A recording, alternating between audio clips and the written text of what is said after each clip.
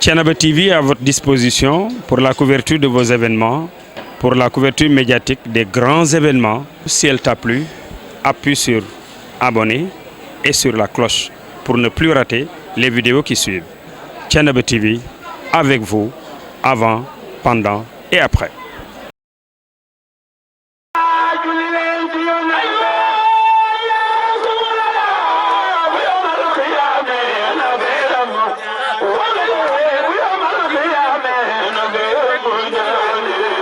gis nañ ni ndaw ñi bëgg nañ la mais gis nañ ni jigéen ñi Talla bàyyi nañu leen xel loolu nag benn point la boo xam ni na ngeen xam ni marqué ngeen ko te nit ñaa ngi leen di bàyyi xel Talla mi nag nu ngi ñaan yàlla sagal ko ci yow ni ko Pam bu waxee ku mu àndal ñëpp dañu xam ne Talla kii la àndal kon loolu rek la ni woon mënta ñàkk rek su ma ñëwee ba fii bi ci des nag kon dama naa feeñal sama mbégte rek ngeen jégal ñu alaaj Talla waaw waaw. أعوذ بالله من الشيطان الرجيم بسم الله الرحمن الرحيم الحمد لله رب العالمين mbokki asalaamaaleykum wa rahmatullahi taala wa barakaatuhu ñoo ngi nuyu ñëpp ci jiital di nuyoo bi Baye Seexu Thiénaba seen maam Abdourahim Seck di ko ñaanal yàlla fan wu gudd lool wu ànd ak wér di nuyu mboolem rakkam yëpp di nuyu kilifa yi ci Thiénaba Seck yëpp imaamu ratib ak chef de village di nuyu kilifa yi ci koñ bi di sunu Baye Ngusaan Fall mi nga xam ni moo yore quartier bi ak sunu Papa Talla Sylla ak ñi nga xam ne ñoom lañ ko bokk ci liggéey bi yëpp di siyaare mbooloo mi ñu fi teew ñëpp di jël nuyoo bi di ko teg ci sunu loxol ñaari waajur muy sunu Baye Birane Ndiaye ak sunu Baye Adama Diagne kenn jiituwu leen fi teel nu ñëw bu ñu leen nuyoo rek nuyu nañ ci des ñëpp ndax ay kilifa lañ yoo xam ni Thiénaba rek moo leen ñor ndax Thiénaba toll na foo xamante ni si war nañoo diisoo waxtaan ba li nga xamante ni si moom la ñuy dund vraiment loolu mën na fee jóge di nuyu nag délégation bi nga xam ni Ibrahima Khalifa Ndiaye moo ko jiite ànd ci ak Moutin ànd ci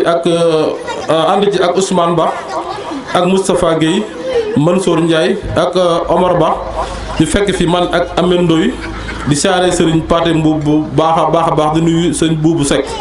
di nuyu nag ñi nga xam ne ñoo jigéen ñi nga xam ne ñëpp ñu fi nekkal waaye ñii tey ñoom ñoo téye mbir mi muy sunu tante Dieynaba Ngom ak Ma Anta Pay ak soxna Mbaye xool samay mpaañ ak Ndey Ami Ñang di nuyu Ndey Aram Seck également ci wàllu jigéen ñi nuyu Ibrahima Ndiaye bu baax a baax dem kontaan ak mbég di nuyu gan ñi nga xam ni orsi nañu fi muy waa xay ak waa Mbayeen waa kër Matar Fall ak délégation yi nga xam ne jotaguma leen bu ñu présenté woo ma xam ni fii lañ jógee incha allah dina leen jàllale. kon Ibrahima Khalifa mooy doomu dëkk bi ndax sunu waajur wa sunu maam bu sunu xaar Seck daan wax ni jur yónni de man moo ma gënal ab bu yónni te li yàlla def ci ay nawleem yàlla def na ko ci moom. muy juddu bu rëy ca ndey ak ci baay lëg di tund wi ci mbokk côté yëpp yàlla may ko ma amum njàng am xam-xam séqoo ak naaleem yi ma ko séqal ñi nga xam ni mooy Moutin ak ñi ma ko séqal ñëpp ñu ànd boole suñuy doole Moutin mi ngi dëkk Kër Matar Fall di kilifa ci réew mi ak Moustapha Guèye ak Omar Ba ñu ko tudd ñoom ñëpp ñu àndandoo di dëkk Thiénaba Gare Touba Guèye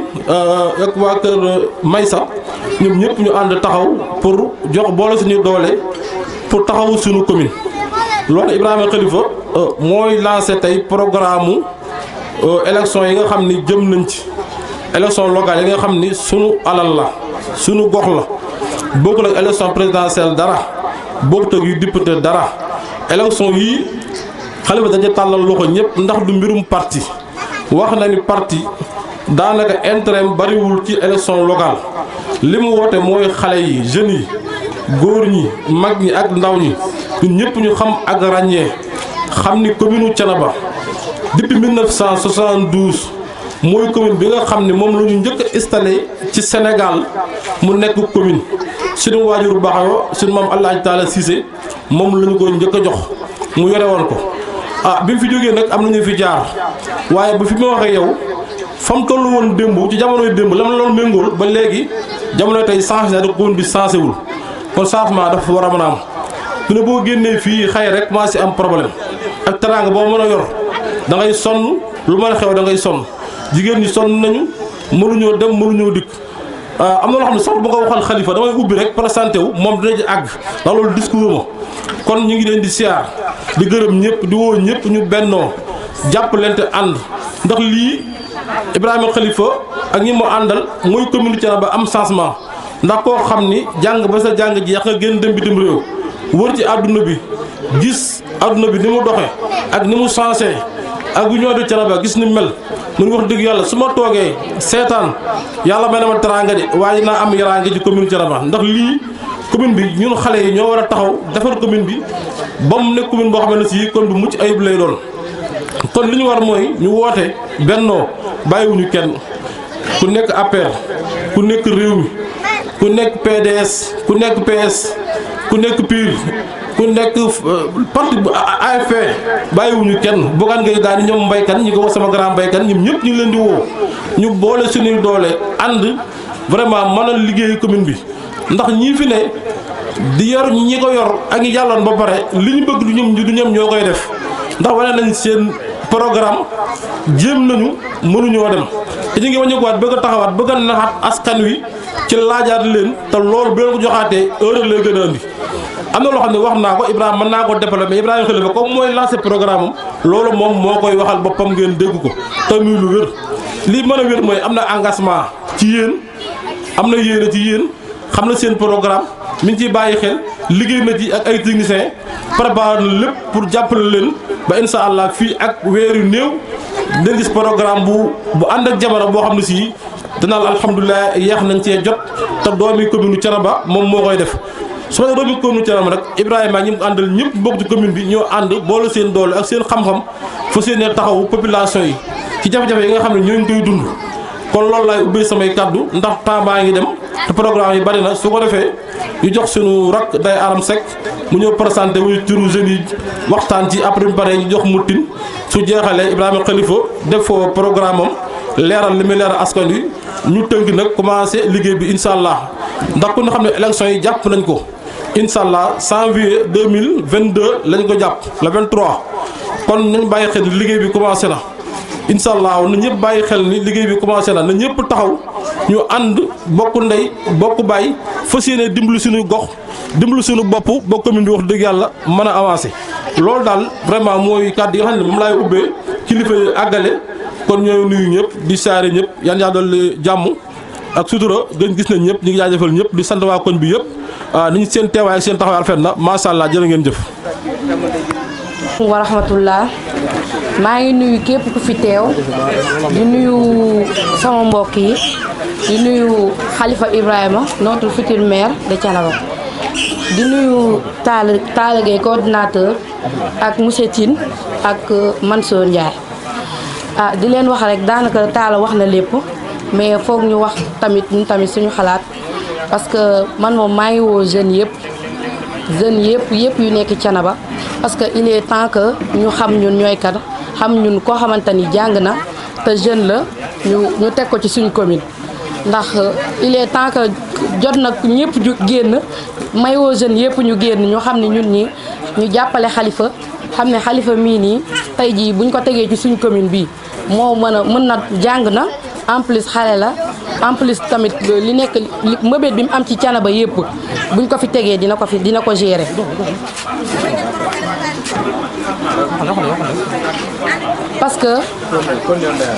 parce que mi ngi jàppale étudiants yi di def loo xamante ni comme si que moom moo nekk maire comme la dernière fois ci koor gi dañoo ñun étudiants yi noonu lañ sonne woon teewul mu ñëw Dakar indi fa ay aides yoo xamante ni kenn mënu leen koo expliquer indil nañu fa ay suukar ay meew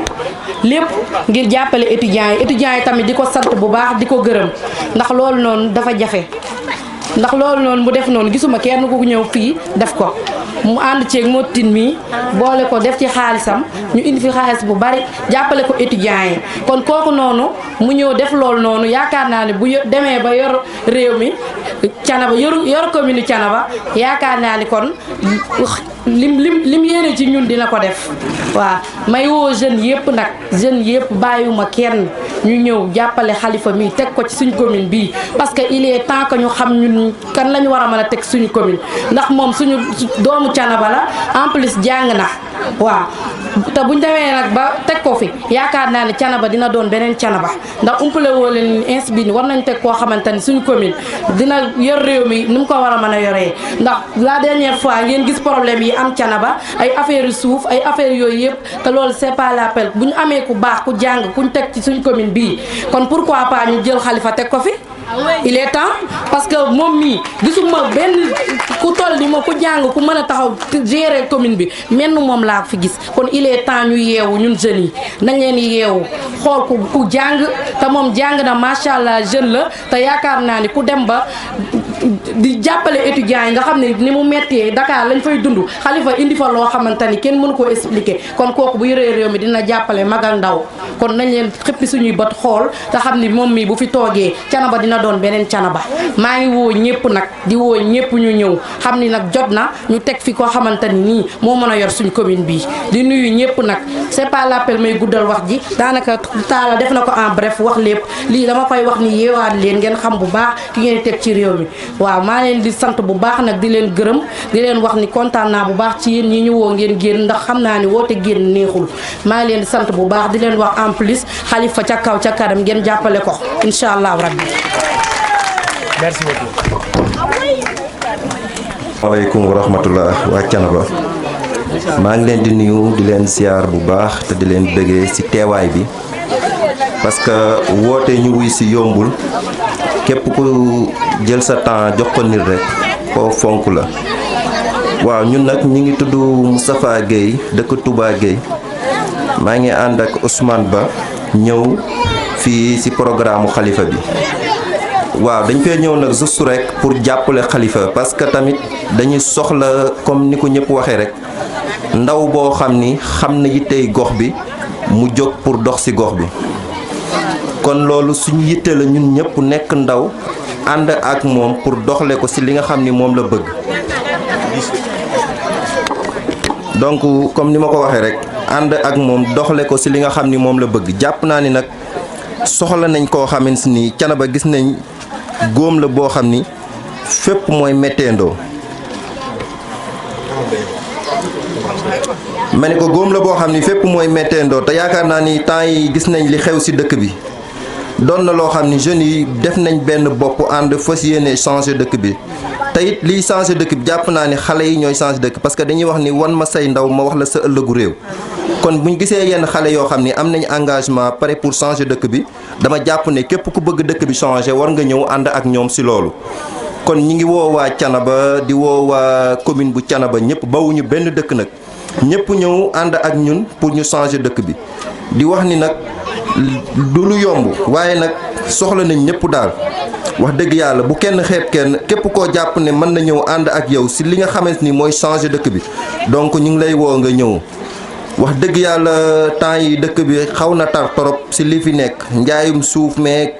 yenn problème yoo xam ni kenn mënu la wax nu muy demee te kenn xamul te dafa jot nag xale yi ñëpp ñëw ci mairie bi xam lii xew te loolu dina tax dëkk bi mën a defaru tey ku xool commune de Thiénaba ñu ne la mooy première commune bi njëkk a installé nga gis Thiénaba ni mel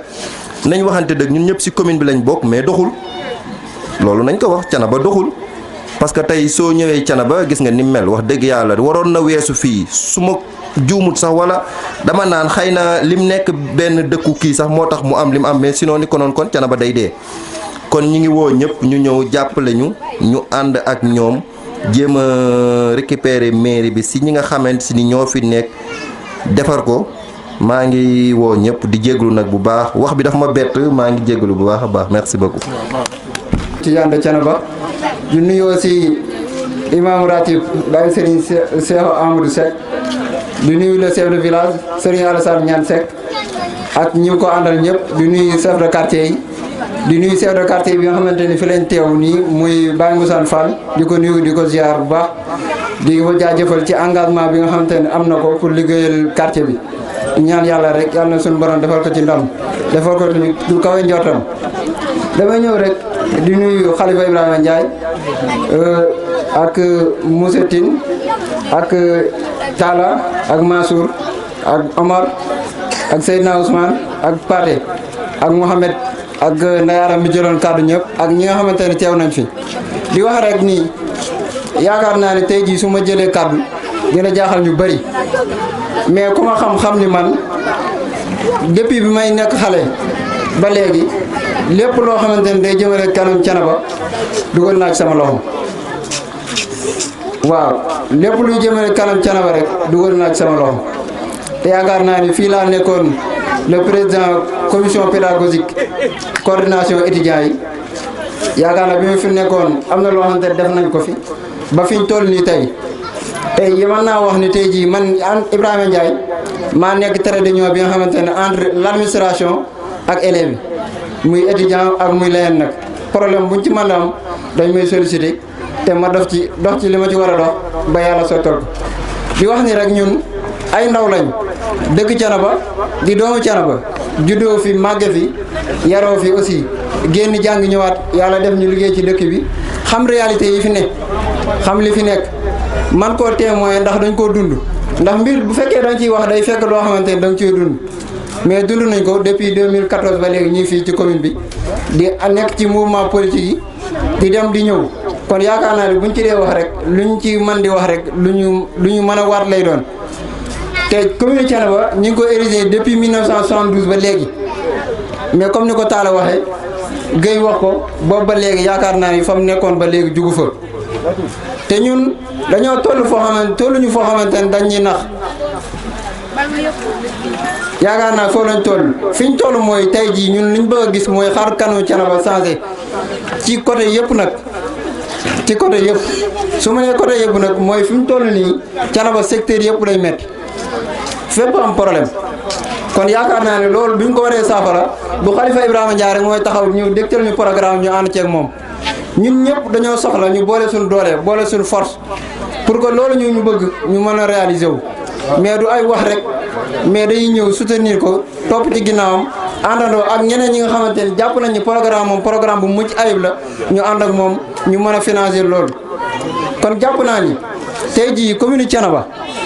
ak secteur bi surtout sama yaay yi yaakaar naa ne dafa jot yenn naxaate yi wala yenn yoo xamante ni ay financement nangam ak nangam te loolu buñ ko xoolee ba xool yaakaar naa yéegi nii fa ngeen newoon dem ba léegi jóge leen fi kon yaakaar naa dafa jot ñu jàppale leen parce que da ngeen a sonn ku ne gis na Thiénaba jigéen ñi li ñuy daj seen doom yi li ñuy daj kon jàpp naa ne tey jii li war mooy tey jii ñu essayer changer loolu noonu mu jóge fi ñu am beneen vision bu bees bi nag mooy lan am ni koo xamante ni tey jii du moom rek mooy dogal parce que dañ koy wax mu leer Khalifa Ibrahima Ndiaye mi du fekkee dañ koo jiital duñ ko bàyyi rek muy def li ko neex di buur di bummi non déedéet duñ ko def parce que buñ ñëwee dañuy taxawal leneen lu bees équipe la ñu wax équipe boo xamante ne une équipe jeune une équipe compétent ñu jéem a liggéey commune Thiénaba jéem a changé parce que ñun buñ génnee ñun ñu ngi nii dañuy génn dem ci yeneen communes yi wala ci yeneen gox yi mais dañuy gis ni ñun bu ñëwaatee xool commune yooyu xool commune Thiénaba dañuy am gàcca te ci dëkk boo xamante ni bu ñëwee Thiénaba tamit mënuñoo tax Thiénaba te tudduñu maam Ahmadou Ndak loolu yàlla moo ko def kon tey jii mu liggéey ci diine liggéey bu rëy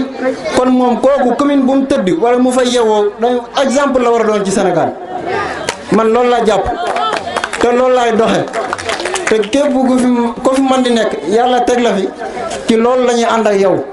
mais ñun nekkuñu koo xamante dañuy ànd ak yow da ngay tëju ci ruq liggéey li ngay liggéey génn proposé ko mbooloo mi duñ nangu loolu parce que ñun tamit yàlla dañoo may ñuy ay borom xel di xalaat am vision ci réew mi waxuma la commune Thiénaba kon jàpp naa ne loolu bu fekkee dañ koy def dañuy ànd liggéey ci loolu joxante loxo di waxtaan dugg di defar boole suñu doole boole suñu xalaat pour mën a liggéey commune Thiénaba mais commune Thiénaba du kenn nit moo koy développé parce que Khalifa Ibrahima Ndiaye programme bii mu am ñu déglu ko barki dem jeunesse Thiénaba mu toog étalé ko ba mu jeex takk ñëpp déglu ko vraiment kuy nit war nga ci mën a ànd ak moom te ñun defaluñu loo xamante ni bien vrai que nag suñu mbokk la suñu lépp la suñu mbokk la ñaari yoon mais tamit nag teewul du fekkee tey jii dañ koo jox mu doxee neneen tamit ñun bu boobaa tamit ñun dañu xam ñun suñu position bi ñuy jël parce que ñun intérêt Thiénaba moo ñu jaral lu ne waaw dama ne intérêt Thiénaba moo ñu jaral lu ne parce que ñun xooluñu loo xamante ne dañ koy def ci suñu poste wala ñu ñuy neexal dañuy may ñaar téeméer ak juróom fukk ñu naan yaa fi nekk li ñu soxla mooy defar loo xamante ni ñëpp dañ ciy teg seen bët mu mën a jëriñ population bi ñëpp waaye du ma jël ñaar téeméer jox ko Alpha Sarr jox kee ñaar téeméer naan liggéey bi mi ngi dox déedéet du loolu même social li ñuy wax loolu du social xam nga loolu mooy social mooy def loo xamante ni nit ku ne ñi yewoo ci commune bi parce que mënoo ku ne nga jox ko liggéey wala ñi yewoo ci commune bi la majeure partie am loo xamante ni wala usine boo xamante ni wala leneen ak leneen loo xamante ni dañ ciy teg seen bët nañ bàyyi naxante bi da ngay dégg projet boo xamante ni day ñëw Thiénaba ñu naan la projet bi am solo la fekk yow tey jii les termes de référence du contrat xamoo lan la c'est-à-dire la ko ëmb wala lu nekk ci suuf lépp mënoo xam lan la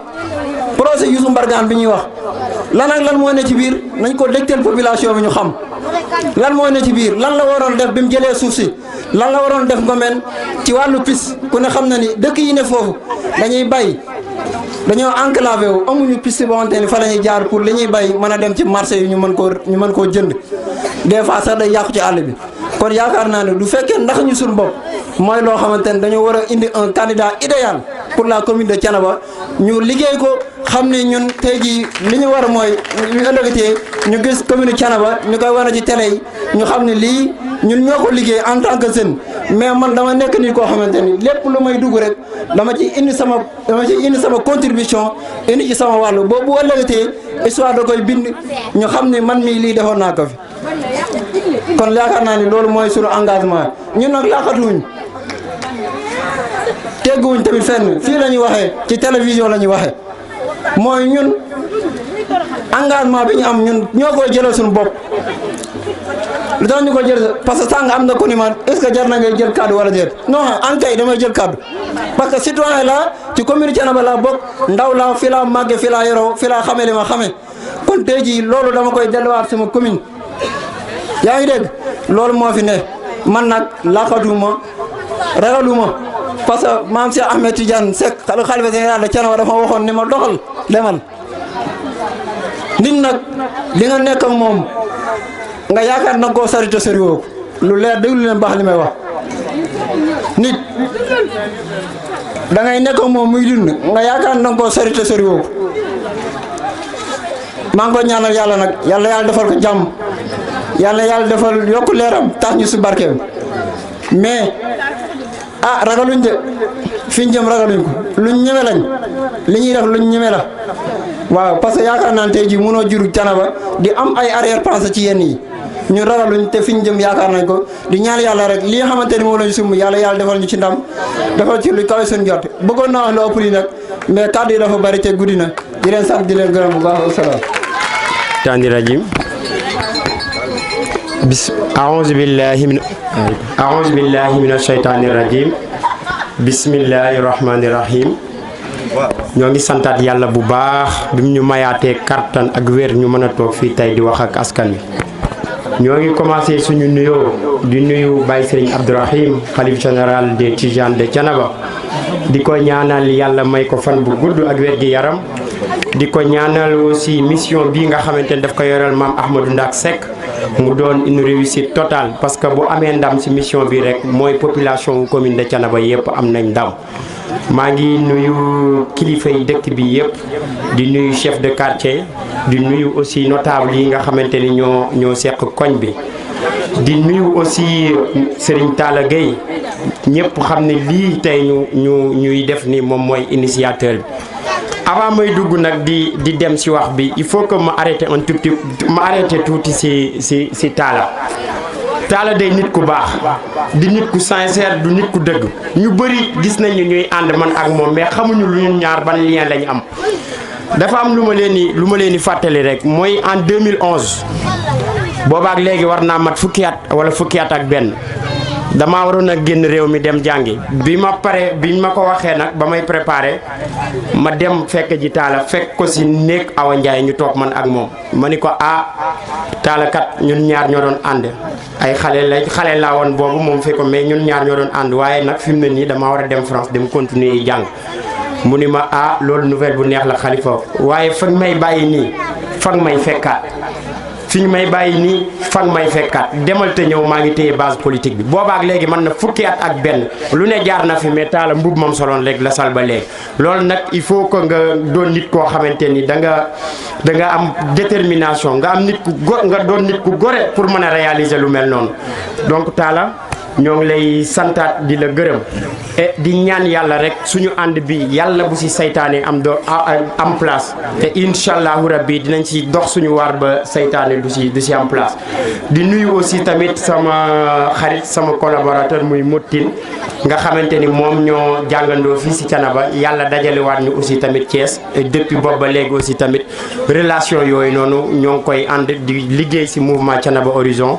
di nuyu Moustapha Gueye aussi ak Ousmane Bay yi nga xamante ni dañ jógee ba Touba Gueye pour ñëw di nuyu yeneen responsable yëpp Omar baa ngi ne lay jógee Thiénaba Gare di nuyu sama grand Mansour ak Amendo ñi nga xamante ni mën naa ni ñoom ñooy Thiénaba Horizon ak Talla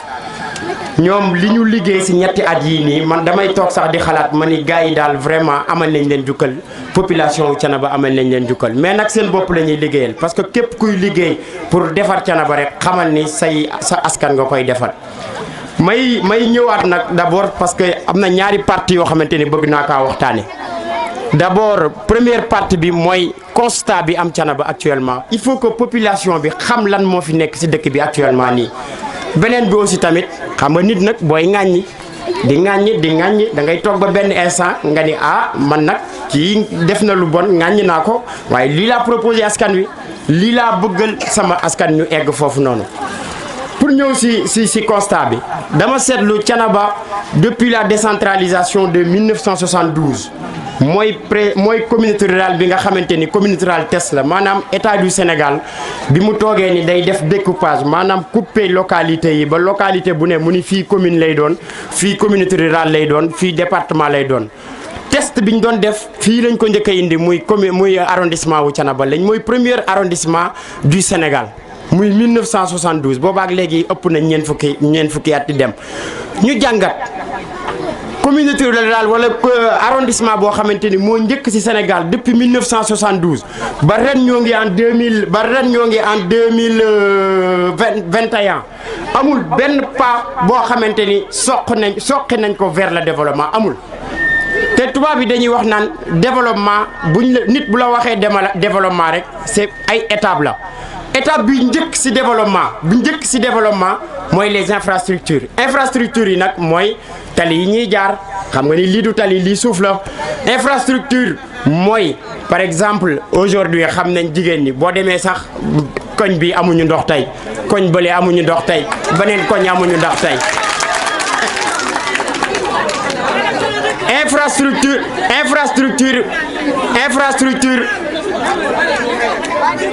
infrastructure boole naa ko ci électricité xoolal boo leen xoolee fii lii leen tiim day mel ni dëkk boo xamante ni day doog a am courant alors que 1972 la ñu am courant amul benn sécurité fii lii rek benn bu ci wadd nit ku ci dox di nga faatu loolu gis ngeen situation bi ni mel noonu encore boo leen jëlee éducation encore éducation ñu dem ci volet boobu noonu tey gis nga avant ñuy dem sax université damay commencer ci suñu école yi nii da ngay gis ñoo xamante ni seeni doom dañuy jàng ba egg benn situation bi ñu dàq leen peut-être parce que seeni doom amatul moyen ñu dàq leen parce que ñu ni nag dëkk bu toll bu mel ni Thiénaba war na am des cas yoo xamante ni c'est des cas sociaux parce que commune boo dem au lieu que ñuy jël xaalis bi di ko campagner au lieu que ñu jël xaalis bi di ko maye au lieu que ñu jël xaalis bi di ko tabaxee ay étages au moins population bii nga xamante ni mooy ëllëgu jeunesse bii nga xamante ni élèves yi nga xamante ni ñoom ñoo ñu war a assurer suñu ëllëg ñu jàppale leen ci. parce que Ablaye Wade daf doon wax naan la disponibilité de ma jeunesse vaut les milliers de l'étranger maanaam am ay ndaw yoo xamante ni formé nañ leen. jàngal leen préparer leen moo ëpp njariñ nga dem jël ay milliards yu étranger parce que xale yooyu boo leen jàngalee ëllëg ñooy changer dëkk bi te dafa am loo xamante ni waxoon naa ko dama dem ci gis ci benn université muy benn université bu mag boo xamante ni arabe lay jàngalee muy université Al Azhar mu nekk Égypte université bi dañ ci bind ñu ni ñàkk xam-xam dina fekk néeg bu suufee mu yëkkati ko ba sa kaw ñàkk xam-xam nag dina fekk néeg bu kawe mu wàcce ko ba ci suuf a suuf loolu nag moo ñu dal ci commune Thiénaba tey ñàkk xam-xam moo tax ba commune bi instant yi moo ngi mel ni caaya ju ñëpp foo jàpp mu topp la. bi ñu ñëwaat encore wàllu foncier bi suuf dafa doon lu doy waar xam nga ñun duñu bañ a ànd ak nit rek lu mu yëkkati ñu sànni suuf d'accord nañ ni prérogative dagg suuf peut-être état du Sénégal jox na ko maanaam nee na maire yi am nañ droit dagg mais état du ni la lii rek jox la sa cëggal guy ni la doxalal état daf lay encadrer te encadrement boobu lim si njëkkee si code de la décentralisation mooy maanaam tey bala ngaa laal suufu kenn war naa am une concertation des tables rondes concertation mooy ñu woo ñi nga xamante ni mooy exploitant yi parce que suuf moom jàpp nañ ni peut-être ni Sénégal loi wu Sénégal doxee état rek ko moom mais exploitant yi état dafa wax ni képp koo xamante ni moo ngi exploité suuf kooku am na fa ay droit yoo xamante ni suuf sa kenn waru koo jël te am d'accord aussi ak moom mais li ñu gis ni tey mooy da ngay gis ay délibération fictive gis nit koo xamante ni bëgg na weñ loxo yi nit jël suufu jàmbur jaay alors que loolu du yoru mairie du délibération rek du ni coûte que coûte suuf si dama koy jaay alors que ñoo ngi dem vers des élections moins de 6 mois des élections maire yëpp yi nga xamante ni li leen ñoroon mooy liggéey nañ yi am bilan yëpp fi mu ne nii lu ñuy def ñoo ngi toog yor seen ordinateur commencé def seen bilan Thiénaba Gueye defar naa fa benn forage Touba Gueye defar naa fa ab lycée yoonu Mbayeen wi defar naa ko ba xur wi fanweeri at bi ma fiy jaar di dem jàngi Mbayeen ba léegi boo fay jaar noonu la mel et cetera moom nag loolu ñoru ko li ko ñor mooy coûte que coûte dina dagg suuf si ñu ñëwaat nag xam nga boo toppee affaire bi fi la ñuy fanaan te nit koo xamante ni peut-être jeexal na ba pare jërto perdre sa temps il faut que ñu wax leen ñun lan lañ nësër si dëkk bi li ñu nësër mooy gis nga développement boo koy def dafa war a ànd ak ay xalaat dafa war a ànd ak ay projection maanaam nga toog xalaat ni fii ak juróomi at lii may ji nii fii ak juróomi at war na maa jariñ lii waroo toog rek comme chaque jour boo xëyee ni tey lii laa def àndut ak benn xalaat ñun nag dañ ni li ñuy def dañuy jàpp ni même buñ fi jógee sax suñuy doom ak suñuy sët ëllëg dinañ ni suñu kilifa yi suñu waajur yi fi jógee defal nañu ma ñëwaat développement boo koy def da ngay commencer ci date ba mooy defar ay tali defar ay yoon gis nga commune Thiénaba commune bu riche la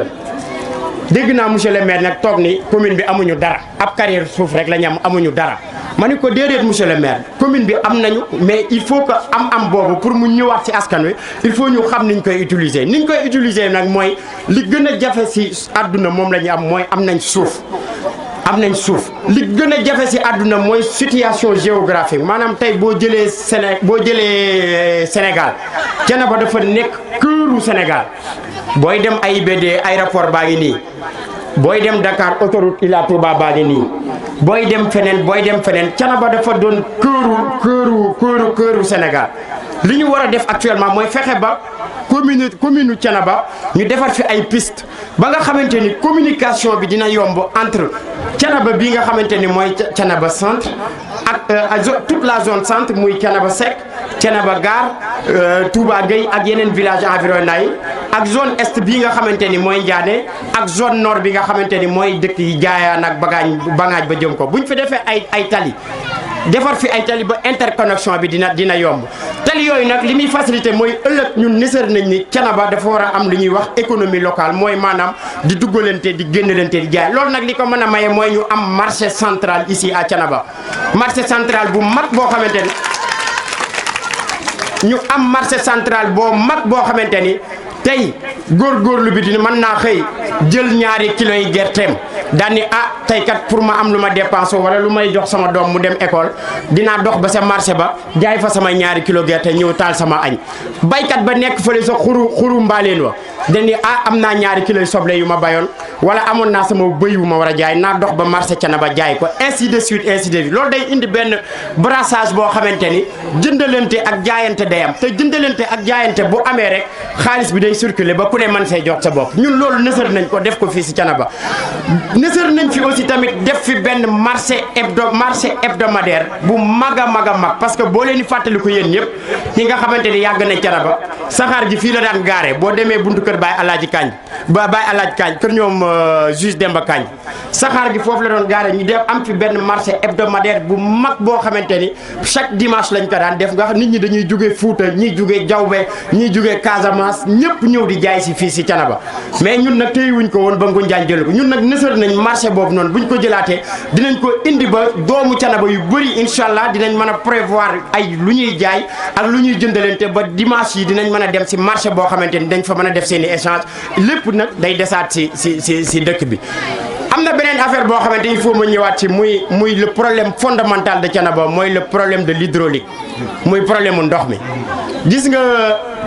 man parfois damay rus sax bu ma amee gan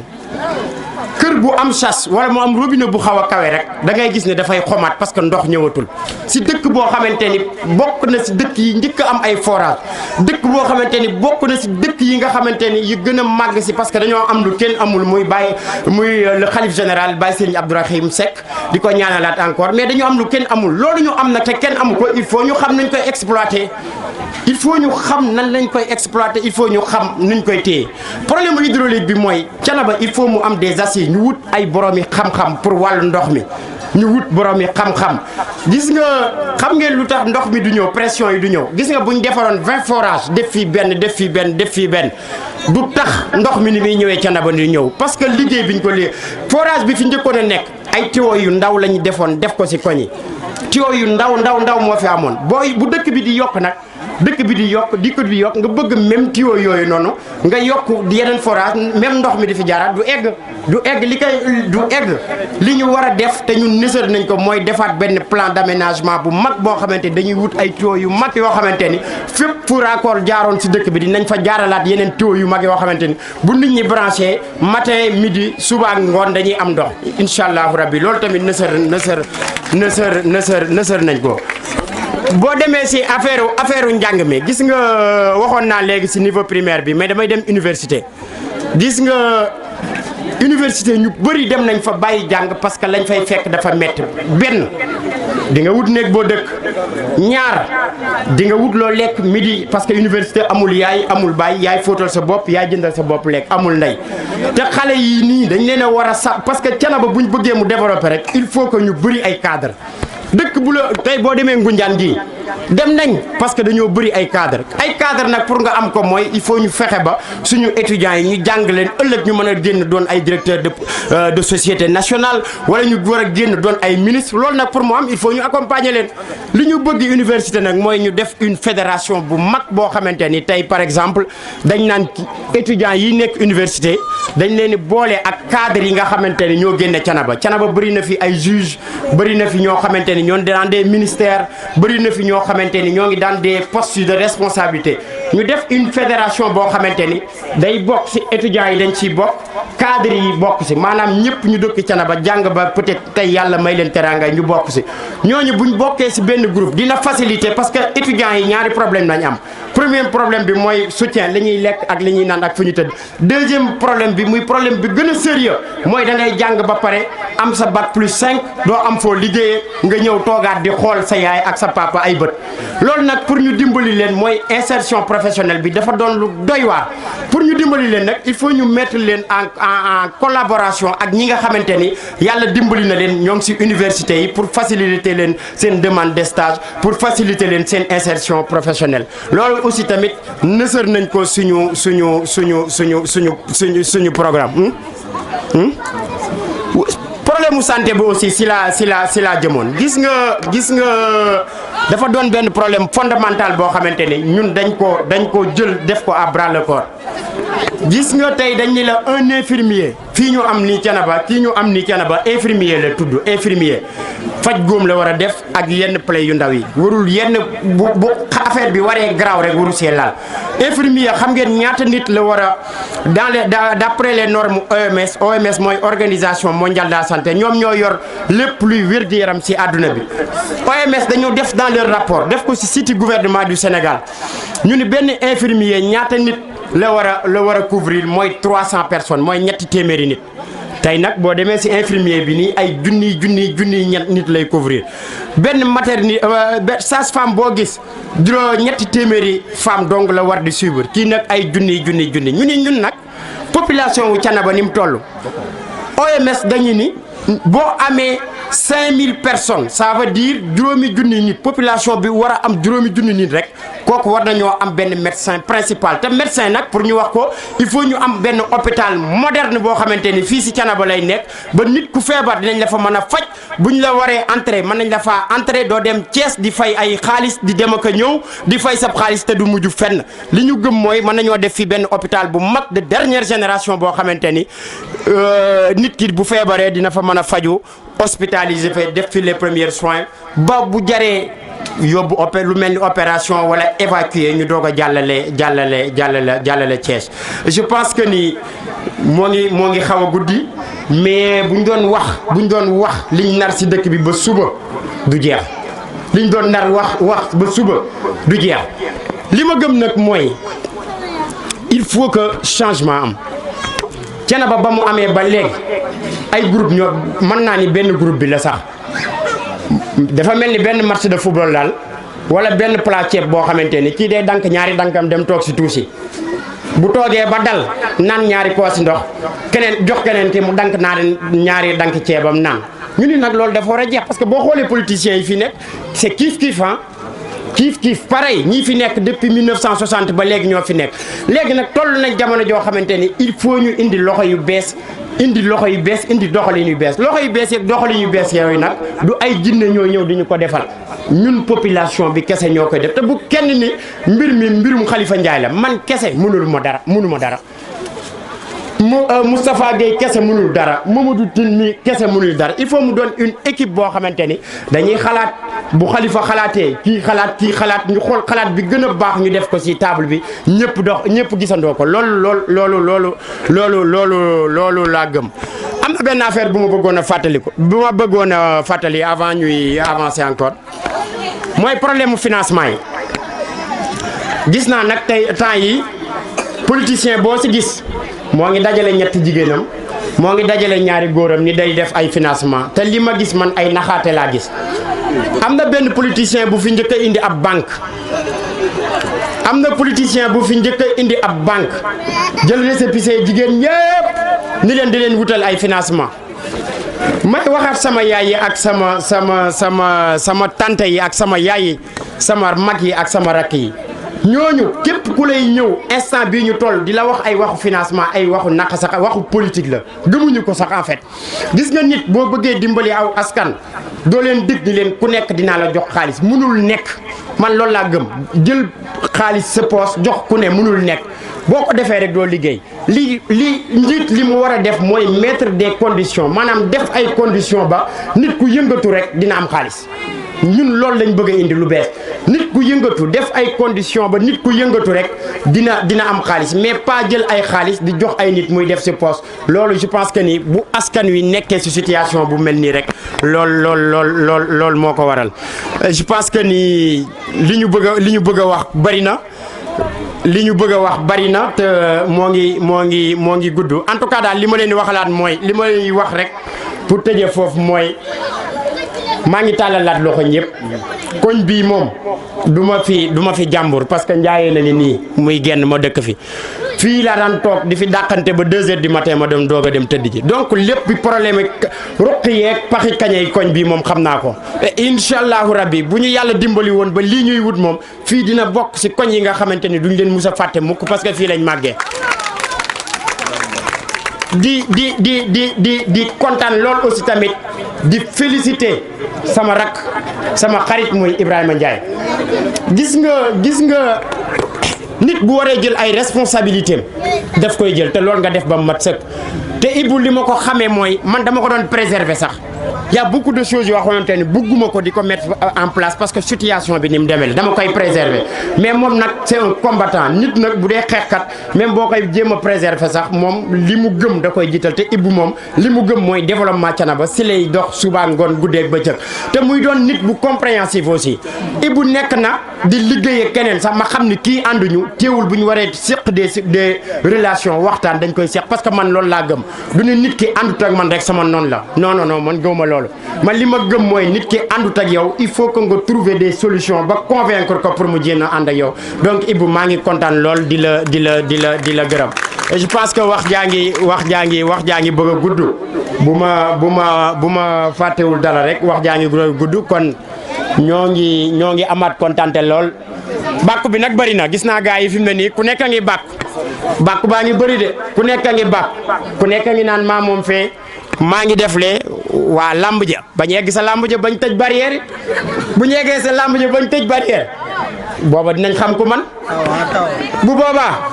dinañ xam ku man kaka gi man waxoon naa ko mooy yéen ñi toog parce que yéenay fal yéenay folli te bu boobaa incha allahu rabbi seen carte yi doo leen ko jël di ko def ci ay paxu kaña di ngeen ko jël jox ko ñi mérito dëkk bi jox ko doomi dëkk bi incha allahu rabbi jërë ngeen jëf maa ngi leen sant di leen gërëm di sant aussi tamit di sant aussi tamit waa Mbayeen waa Xay parce que lii lancement la rek parce que man